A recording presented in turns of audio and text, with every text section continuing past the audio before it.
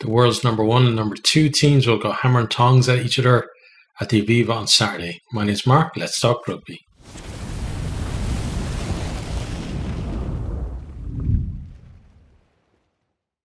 Okay, so this game is on Saturday 11th of February at the Aviva Stadium in Dublin.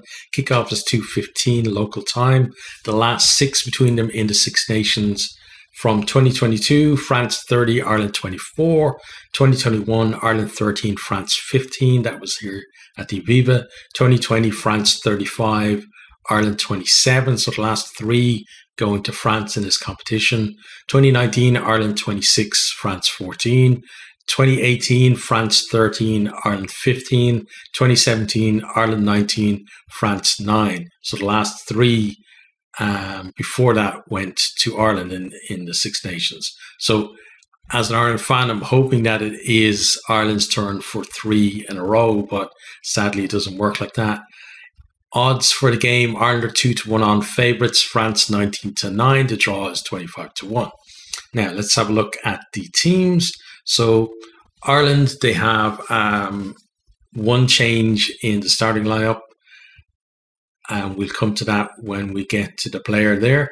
But for the backs, completely unchanged. Hugo Keenan at fullback, Mac Hansen on the right wing, centres Gary Ringrose and Stuart McCluskey.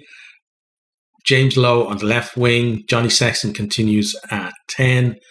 There was a doubt about him for this week. Conor Murray stays at 9. He came in kind of late for Jameson Gibson Park from the team that was announced last week, but he actually started. Then into the forwards, Andrew Porter stays at loose head. Rob Herring is the one change to the starting lineup. Dan Sheehan is out at the minute. Billy Bealham continues at tight head as Furlong is still out. The second row, Ty Byrne and James Ryan. Back row then is Peter O'Malley, Josh van der Fleer and Caelan Doris. There was talk about mixing that up, maybe putting Doris at 6, but the Farrell decided to stay with the back row that did well against Wales. Onto the bench then, Ronan Kelleher comes onto the bench. He's recovered. He was actually out for the first game, but he's back at least enough to be on the bench for this one. Cian Healy, Tom O'Toole continue from last week. Ian Henderson is the second row replacement. Jack Conan, the back row replacement. So 5-3 split. Craig Casey is the reserve scrum half again. Ross Byrne and Bundy Aki continue on the bench as well. Into the French team then. So in terms of the starting team, they are completely unchanged. So fullback Thomas Ramos, Damien Penaud is on the right wing. Centres Gael Ficou and Yoram Moefana. Ethan Dumortier continues on the left wing after his debut try-scoring performance against Italy. Roman Ntamack continues at 10, and of course Anton Dupont, when fit, is always going to be their 9. Into the pack then, Cyril Bay at loose head, Julian Marchand hooker, Uini Antonio is the tight head. The second row then is Thibault Flamand and Paul Wilmsa. Back row, Anthony Gelanche, Charles Olivon and Gregory Aldrit. Onto the bench then, we have Gaetan Barlow, Rida Wardi, Sibili Falato, Romain Taufenua. Francois Kroos comes onto the bench. Sekou MacLeod continues on the bench. So 6-2 split for them. Then we have Baptiste Coulon. So he's in for Lagaric as replacement scrum half. And then Mathieu Jalabert ends out to 23.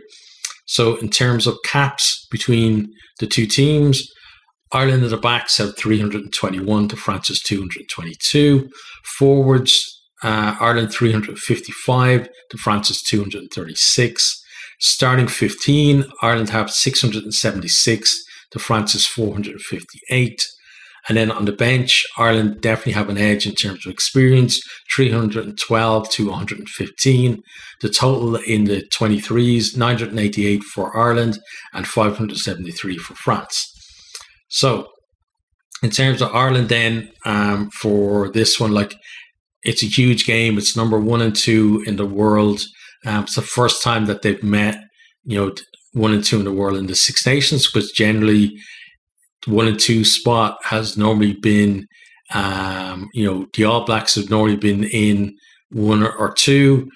And if it's not them, then, South Africa would be up there as well. So 1 and 2 has happened before in the Rugby Championship, because you would have had either New Zealand or South Africa 1, and then the other one is 2. So that's happened there before. But this is the very first time in the Six Nations it's happened since the World Rankings came into play.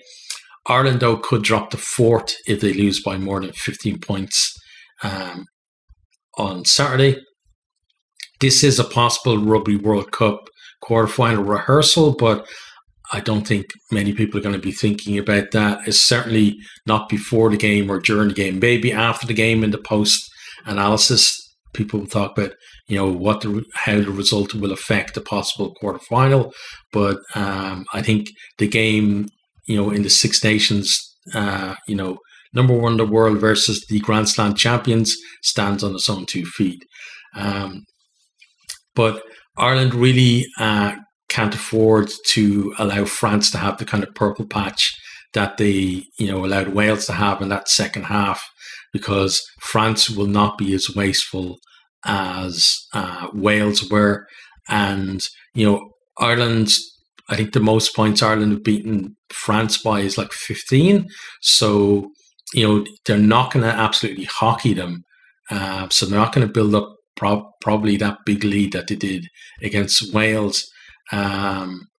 So they can't allow them really to have such a big period of game where they're dominant, because France in that period, that 25-minute period that Wales had, France could easily score 3 or 4 tries in it. So they're going to have to be tighter on that.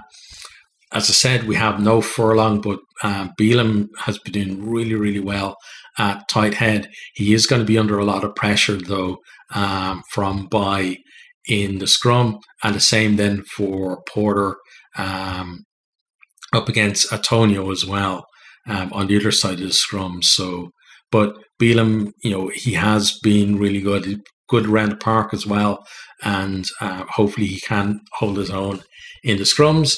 There were doubts about Murray, Sexton, and a few others during the week as well, but most of them came through. Sheehan was obviously the one who misses out. He is a big loss for Ireland, like not just set piece, like he went really well to line out 100% there, but around the park he's amazing. He has an eye for a try, and the guy, you can stick him out, on the wing, and he's a real threat out there. He has to be watched. He's can't just be ignored out there. He's great pace, and he has some great skills as well. But Herring comes in for him. Herring has been in decent form for Ulster. Generally, he is fairly accurate at the line out as well, so I would expect that to continue. And although he's not as flashy as Sheehan, he still can get over the try line. Kelleher then recovers to come onto the bench, so maybe if he was fully fit, he would be starting, but there's a lot of competition there at hooker, and he needs to stay fit, I feel, and have a good game, or he could find himself dropping well down the pecking order as well. He is a class player, but as I said, there's just plenty of competition there for places. Then Caelan Doris and James Ryan, 2 of them in fantastic form. I think Doris really is getting the recognition now that his play over the last kind of year or so really deserves maybe being in the back row with Van der Fleer World Player of the Year last year, meant that the light wasn't shone on him as much, but he did really well in the series against New Zealand, and he's just gone from strength to strength this year as well. James Ryan, I feel like he did have that dip in form where he missed out on line selection, but he's really back, not just back to his best. I think he's actually gone beyond what the levels that he was at before, and it's very noticeable as well that his carries are having more impact than they used to. He was kind of not, I wouldn't say a weak carrier, but for his size, he maybe wasn't getting the meters that he should be, but he seems to have corrected that now. And another threat kind of around the try line as well because of that, just to be able to get over that last 1 or 2 meters. The Irish lineout went really well last week, 15 from 15. France, not so good, 7 from 9. So, Ireland, with the likes of Ryan and Peter O'Mahony in there, they might target some French lineouts to try and nick some ball there or just disrupt. They also mauled really well against Wales, 11 from 11 from the mauls. It's the most mauls of any team from the first round. France went 6 from 6 themselves for 100% as well. So it's not kind of a gimme to Ireland that if they maul the ball, they'll just make meters at will. But Italy did do pretty well when they went to the maul at times as well. Then Ireland just have all that experience on the bench as well. So the game is tight. Maybe that's going to tip it in their favour at the end. It could be the key to victory. For France then, they're looking for their 15th straight win in a row. So that would be some achievement from them. France have no fear going to Dublin. It's not the same. I think the opposite way around. Ireland kind of have a little bit of trepidation going to Paris and having to perform there. But France seem to just enjoy going to the Viva, and they don't seem to feel any pressure around that. Now, maybe that's just just how it looks like on the surface. But yeah, they're going to be feeling that it's going to be a close game, and maybe they can take it out. Their starting 15, as said, is unchanged, so they're keeping faith with the team that kind of struggled at times against Italy, but still got the job done. We have changes on the bench though, so Kroos is back in the squad instead of Lavolt, and then Lagarrick is out of the squad for Couillond. And Couillond actually wasn't in the original Six Nations squad at all. He was called up because Coley got injured. So this is a real chance for him to, come off the bench and maybe make a difference and, get himself back into the good graces of Galtier there. Then just a word on Gael Fuku. That guy has really stepped up in the centres as well. So it's going to be like a great battle, I think, between him and Ringrose in the centres, because Fuku is really, as I said, kind of growing, I feel, as an international player. And then Ringrose has just been in amazing form as well. So seeing those two go up against each other is going to be great to see. Then, one thing that's another great thing to see will be like France are fantastic on turnover ball. They're so good at that switch from defense to attack and being able to exploit once they get in behind. But Ireland have scrambled really well in defense too.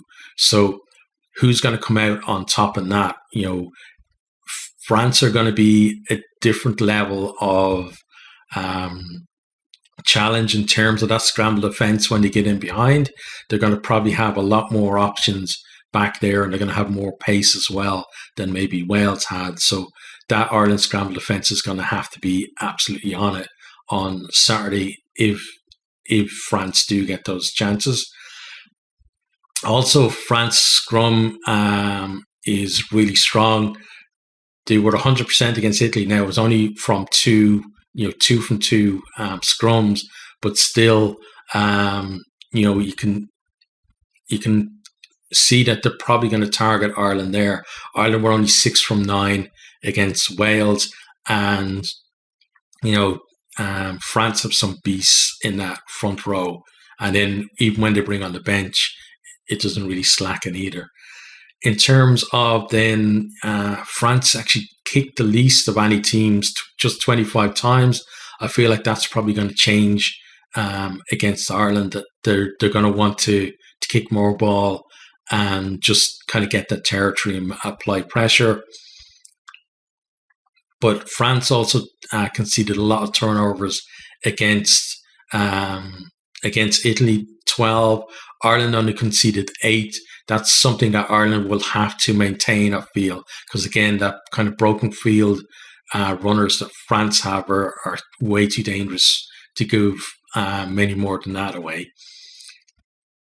Then discipline is probably going to play a big factor as well. France conceded the most penalties last week, 18 to Ireland conceded 13 against Wales. France also got a yellow card. Ireland could have got a yellow card just because of the number of penalties, especially for Andrew Porter, who was the most penalised player. So keep an eye on him this week to see if he's learned his lesson. But then France have a lot of people who need to learn lessons as well. The 3 of the next 4 after Porter are French players. So plenty of penalty magnets in both sides there. So got to keep on the right side of the referee in what could be a very tight game. So 1 or 2 penalties could make the difference.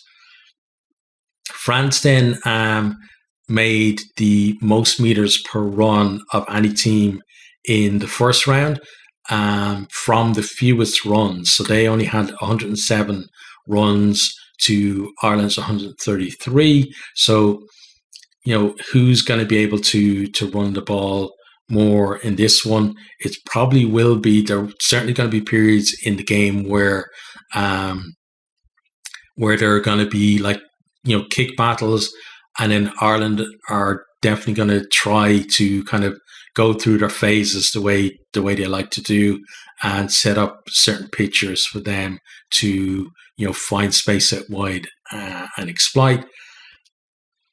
So I think this is just a really fascinating clash between 2 teams who've been really on it for the last year.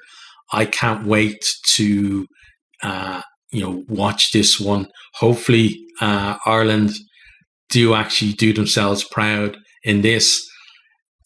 My heart says Ireland are going to win, and for once my head is actually agreeing that just the home advantage, I think, is going to be enough to tip it in Ireland's favour. What's your opinion? Who do you think is going to take this one out?